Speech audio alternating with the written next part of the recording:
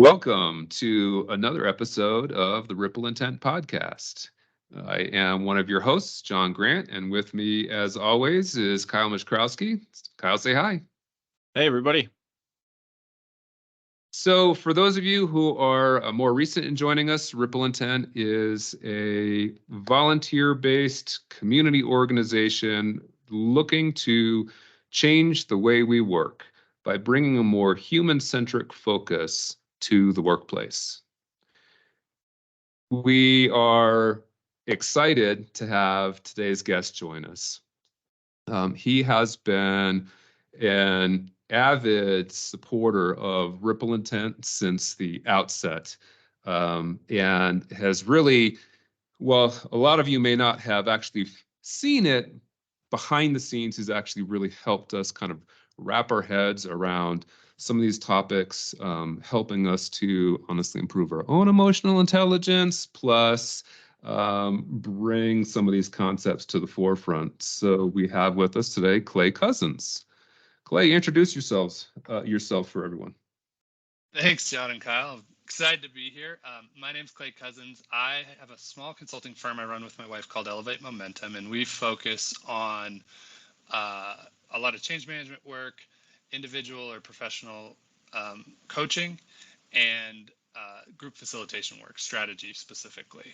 And as John said, I got involved with Ripple Intent back when I think they offered their first symposium in Denver, and have been a little bit of a fanboy ever since. Appreciate that. That's a good way to put it. I think you showed up going, what is this? Like most people show up to what we do, and we're like, all right, this is actually kind of cool. This is interesting. I got to figure out who these guys are and what they're doing and what makes them tick and why they put this thing on. And we've had some pretty cool conversations since then. So appreciate that. Yeah.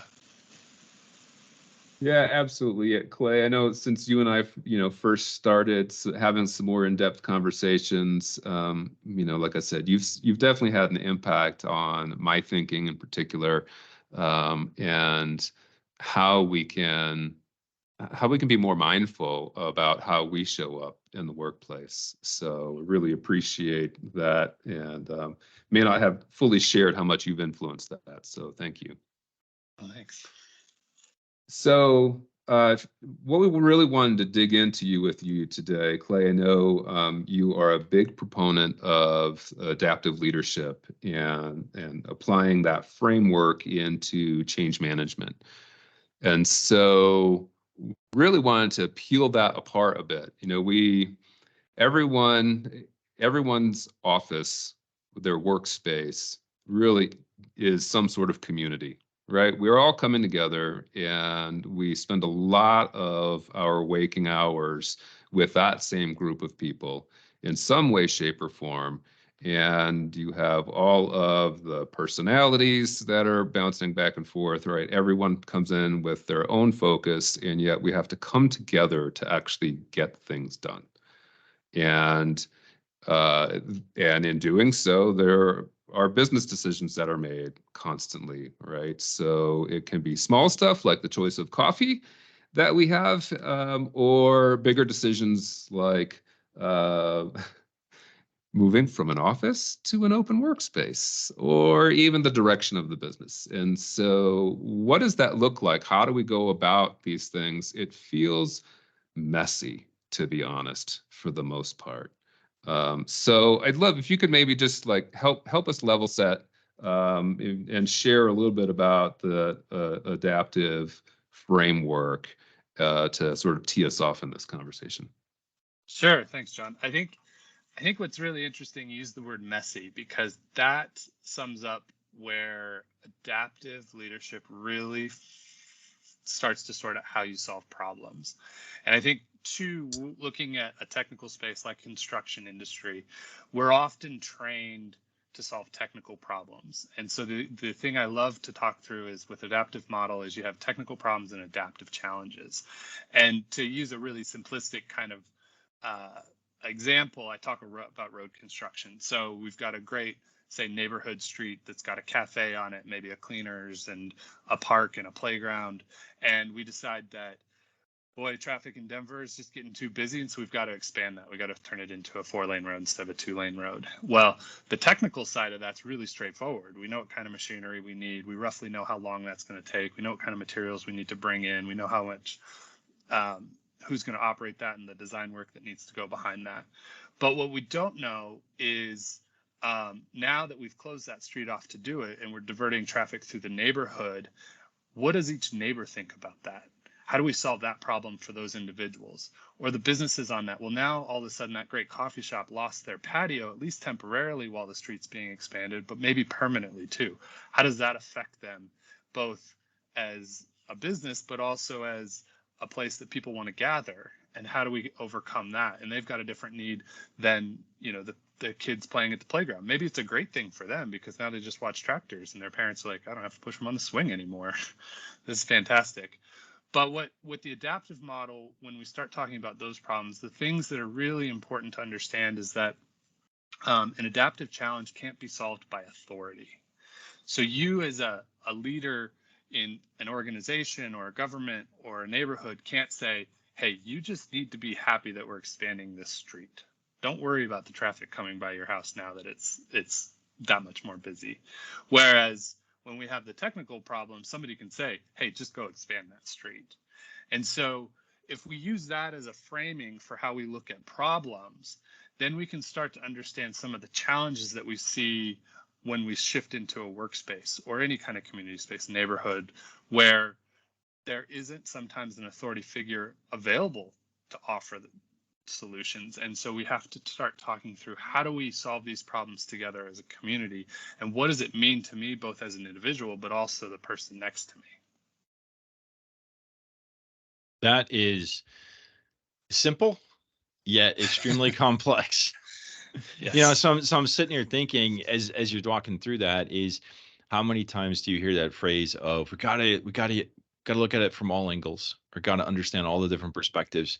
And your example is, there's a lot of perspectives, there's a lot of angles in that example, and it takes time and effort and energy. And I can totally hear someone in that situation going, the data shows we need to expand the road. Why are we even having this conversation? Why haven't done it yet? And truly being passionate with that singular perspective of, I've got the evidence, we should just do it. What are we waiting for? You're right. And I think that becomes where people get frustrated in these processes, because either they're on the front end of it saying, we just got to do it. We have the data. We know that happens. Why aren't we just doing it? Or on the back end of the process, people get frustrated because they're not being included, but they don't have a meaningful way to include. And I think that then becomes the real challenge that we work with, is how do we build those structures to allow those voices to be included? But I think also sometimes it's not actively saying you're included. It's just speaking to somebody's loss and having empathy around that loss for them.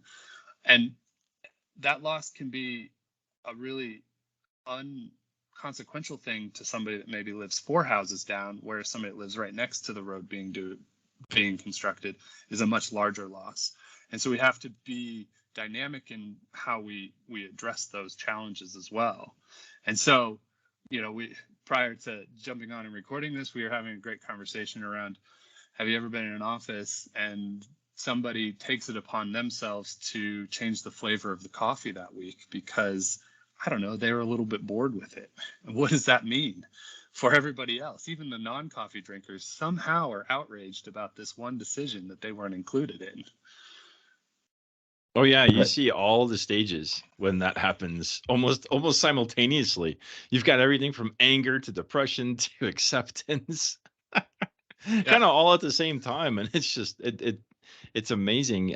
You mentioned loss, though. I think it's important that we acknowledge that, just from a lot of research, change is not natural to people. We don't like it. And for those who do say they like it, I always challenge them with this. I say, give me your phone, go ahead and unlock your phone, give me your phone. And now what I'm going to do is I'm going to delete and rearrange all of your apps, because that's change and I'm sure you're going to like it.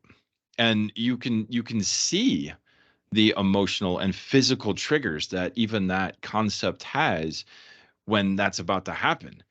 And people get that they have different physical reactions to that simple change.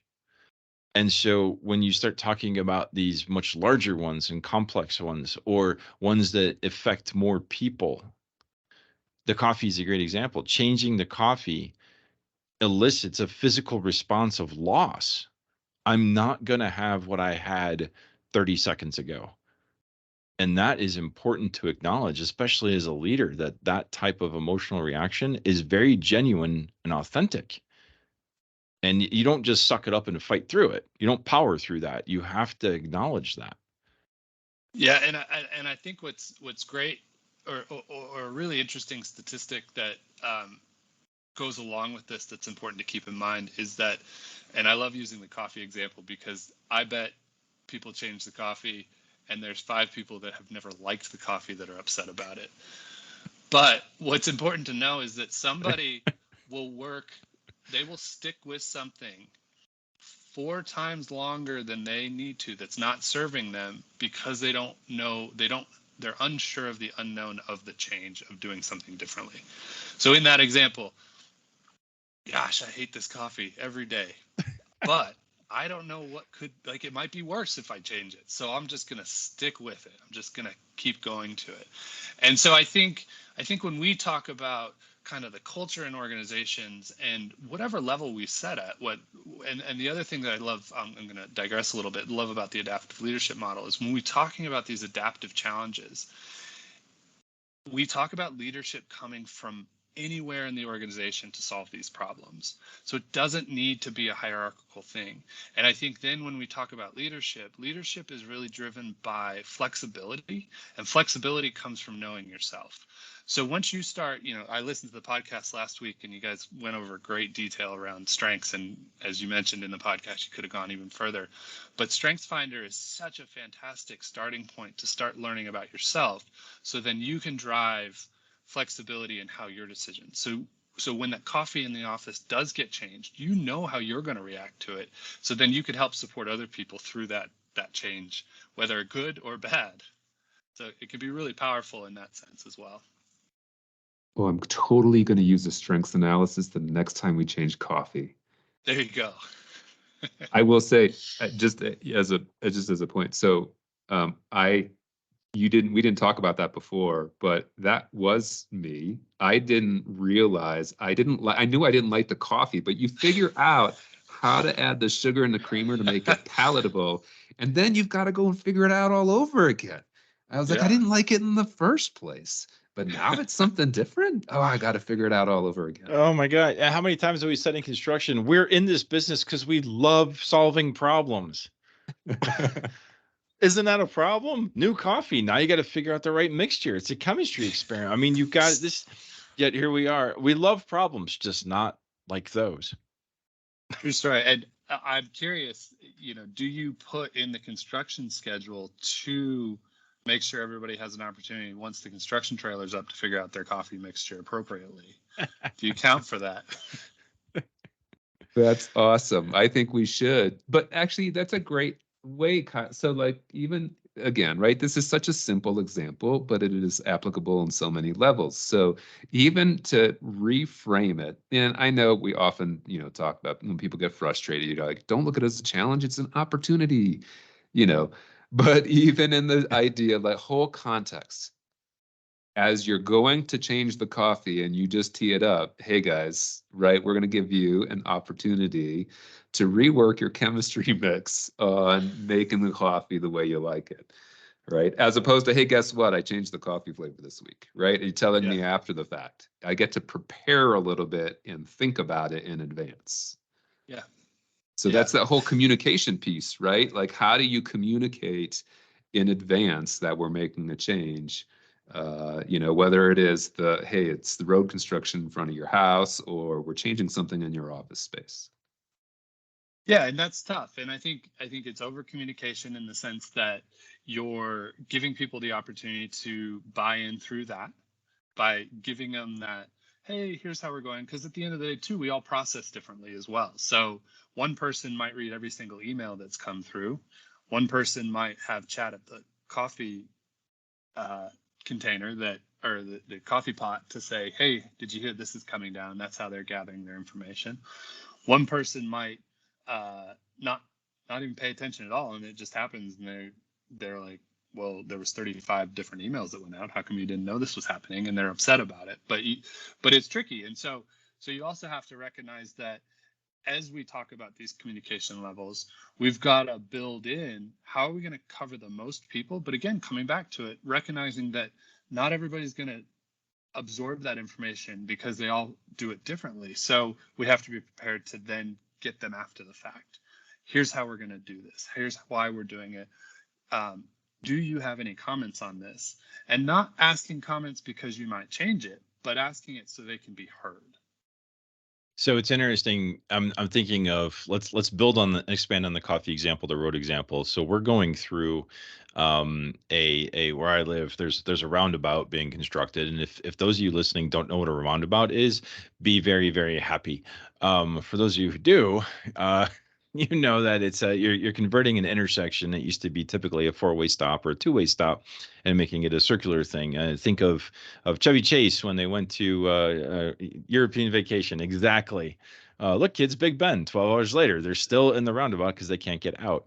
As you can imagine, a typical county-driven construction project, it impacts a lot of people because it's a pretty significant detour for a lot of people going to and from school, especially.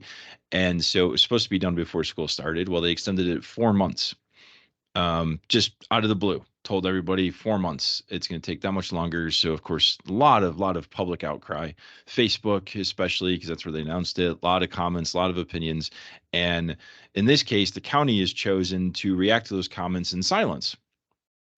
And the belief system there is they're going to gripe about it while this is going on, and in 4 months it'll open and they'll gripe a little more, and then they'll never talk about this again. So I'm ignoring the people. It was funny when I'm from Chicago, and at one point the Bears, go Bears, of course, Chicago Bears had a stadium called Soldier Field. They're still there, and they expanded it to add more seats. And there was a lot of outcry. What they ended up doing was very, very different. And at some point after it was done, there was a commercial of Mike Ditka, the former coach of the Chicago Bears, riding in a cab, and he said, "I love Chicago. The best thing about Chicago is we complained about the new stadium while it was being built. Now it's up. We think it's great." And it just kind of summed up one approach to this, which is, as opposed to let's bring people to the table, listen to the concerns, and talk about it, we'll just power through. But there's all kinds of ramifications of doing that, which is what you're touching on, Clay, which is that might be one path, but there's ramifications. There's damage to people by taking that approach.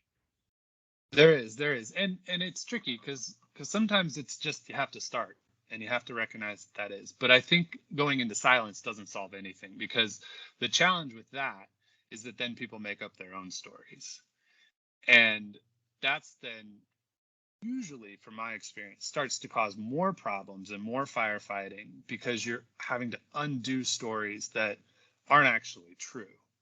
And so the more you can have people on the ground, have people interacting and sharing with, talking with those people, can be so impactful. As a side, I think it's Freakonomics podcast just came out with the economics of roundabouts. If people need more information on the benefit of them down the road, Kyle, you might be a changed person after listening to that and say we need them everywhere. But the point being is, I guess I bring that up sort of tongue in cheek, but also because that's half the battle. It's just making sure the information is out there, making sure people can come along on the journey with you through these changes, so that they can both understand the process at their own pace, but also have input when they want to. Giving them that option is really important. So that's another example. I wanted the one that I think that really comes to mind is anytime you go through some sort of office reorganization, from seating especially as the return to work thing continues to move forward. And some people are asking people to be in the office. A lot of people have lost their desks. Now it's permanent hoteling spaces, and just a whole, just asking someone to move from one space to another. That elicits all the exact same emotions that we're talking about. And again, goes back to the loss piece. In another very practical example, we were talking earlier about organizational rollouts, where you're going to whatever it may be, new software system or a new process for annual reviews or a new survey for whatever it may be.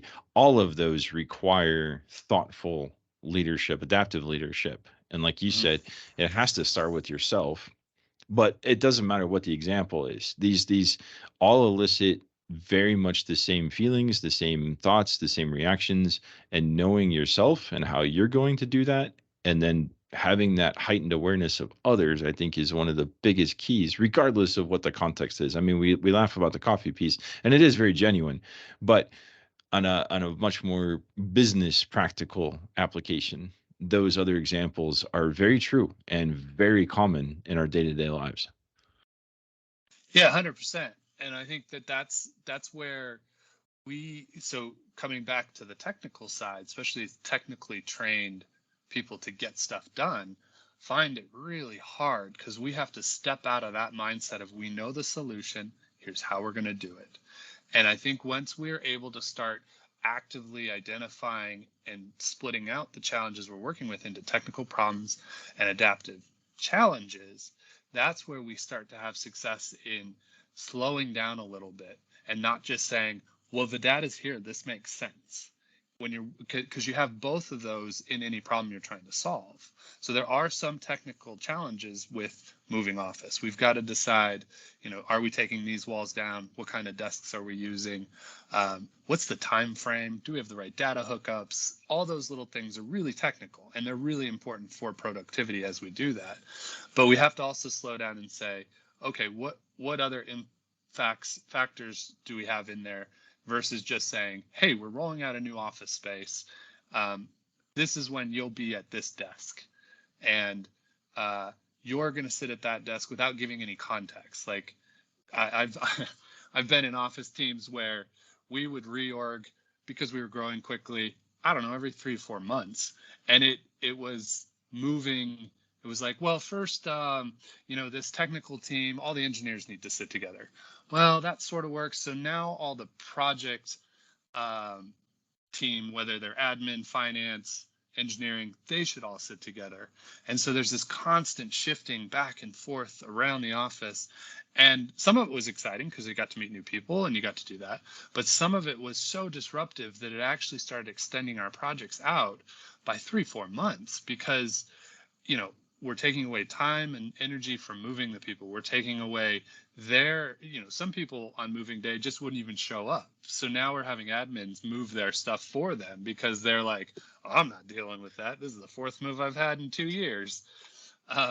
So if we can get in front and sort of shortcut those challenges and recognize their adaptive challenges and start to address them before we get into the actual work, then that work goes so much more smoothly because people are bought into that. We're understanding, hey, we know Jim's going to plan a work trip this date because we've told him that's when he's moving. And that's going to cause us problems because he's not going to be there. And then when he comes back, he's going to complain that we didn't do it right. So how do we say, hey, Jim, we know you're going to be out of town next weekend. What if we move you a little bit early so you can take your time to do that? And we make accommodations in that way. Is really important when we're thinking about how do we solve these types of problems. Well, and I love that one of the things you said earlier was about, communicating this in a way like it may not necessarily matter if everyone needs to have an opinion, right? A decision you may not want everyone's opinion, but if you're communicating in a way that gives people an opportunity to be heard if they want to, I think that's really fascinating. And I can also kind of see this, so a couple of these examples we're talking about sort of affect people all across the board, right? But a lot of the decisions there maybe a business decision made by executive leadership, but has to be carried out by, say, middle management. And so there's this tiered approach because middle management has to get on board, right? Sometimes this is like playing telephone. And so that message can change from the decision makers to the people who are actually applying it to then production line staff who are, ultimately affected by it in the end, right? So Kyle, you have that example of, hey, we're going to change our employee review process, right? And so a lot of that happens at the top, but it's all carried out by middle management. So if they're uncomfortable or they don't have the opportunity to be heard, then they may be communicating or not. Like, are we training those people how to communicate adaptively to everyone they're responsible for? Right? And how does that all shake out? Again, seems messy, Clay. Well, it's really messy, and I think you've hit something really important there, John, because I think oftentimes with some of these decisions that seem really straightforward, like we do reviews once a quarter and we're going to roll out a new process. We'll just train people on how to do the new process. We're out the gate. Well, we haven't talked about the layers of acceptance. So if you're in the decision-making team at the top with the executive leadership, you're going through the process, so it's really easy for you to get on board because you're seeing all that. And then all of a sudden it just gets rolled down by your HR business partner, and they have maybe, I don't know, an hour lunch and learn about what you're supposed to now do with the 10 employees under you. Well, we've got to give you space as that middle manager to go through that change, so that then you can give your employees space to go through that change. And oftentimes we don't think through what that looks like, and we try to make big changes when a little change could suffice. So the question I always go back to is, well, why do we need to change the review process to begin with? What problem are we solving there? And is it a technical problem, meaning we don't have the right infrastructure in deploying it per se? Well, let's talk through that. Or is it an adaptive problem? Well, nobody ever fills it out. Well, that's a really interesting thing to solve, because getting a new evaluation system doesn't mean that they're automatically going to be like, yeah, I'll fill this one out. I didn't like the old one. So we have to think through why we're making the change, and then understanding how are we solving those problems between technical and adaptive as well. Mm-hmm. There's you touched on something earlier. There's another example I love to use. So this or anecdote, I guess. This person's driving down the street. It's one of those classic sort of drops from 40 to 30 over like just automatically.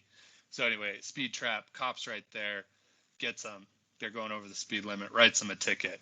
Well, the person's like, whoa, I'm new to town. The sign was knocked down. I had no idea the speed limit changed. So they do all this research. They go out, they take photos of where the sign was. They show that it's knocked down. They make this whole argument. They show up in court to fight the ticket. The judge reads through it and just throws it out. And the person's upset. And they're saying, well, what are you upset for? You got what you wanted. You didn't want the ticket. Well, they're upset because they didn't get acknowledged for all the work they did to show that they were in the wrong, or that they were wronged by getting this ticket because there was no sign to post it, and they kind of took advantage of them. And so we have to think about that in the change space as well, is that people sometimes just need to be heard. So if that judge had just said, what's your case? Let me hear it. Yes, I agree with you. I'll throw it out. But he's or she's, they're moving through the docket. So they're like, I got this. I know it's junk. We'll just throw it out. This is the third one I've had in 2 weeks. You have to acknowledge that effort and that challenge too that people are putting into this stuff when you're going through some of these changes as well.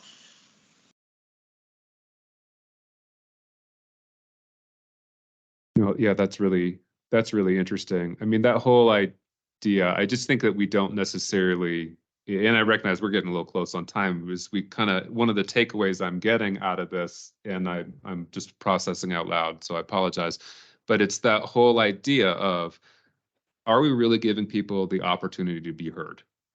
Yeah. Because like right now, we're giving you the opportunity to be an external thinker. You need that space to process all this. I'm an internal processor, so it gets a little hard for me to work this out loud. With judgment. So, just, yeah. With serious judgment. Yeah. I could feel it from Kyle, all that judgment coming right at me. He's like, John, enough already. Well, it's the So awkward pause as it is. those people are listening. Clay, you finished your statement, and then we're all sitting here processing inside. And it's like, oh wait, we're recording something. We need to say something. So we did. But you're right. We're at time, and there's a lot more to unpack here. Yeah, I feel like But we've just scratched the surface. So, but we'll have to suspend that and put a pin in it, come back to it another time. But why don't let's wrap up and Clay, maybe you can share with us a key takeaway for our listeners. Yeah, I think the one thing for me that always comes to mind when I have this conversation is pay attention to who your audience is and react to their needs. Yeah. Oh, I like it. Kyle, how about you? I'd build on that. One technique to remember is the pace of change. Be cognizant as a leader. Are you slamming the pedal to the floor? Are you backing off? Are you somewhere in between? And how do you know what's the right amount of gas to be given your change initiative at any given time? I think that's brilliant.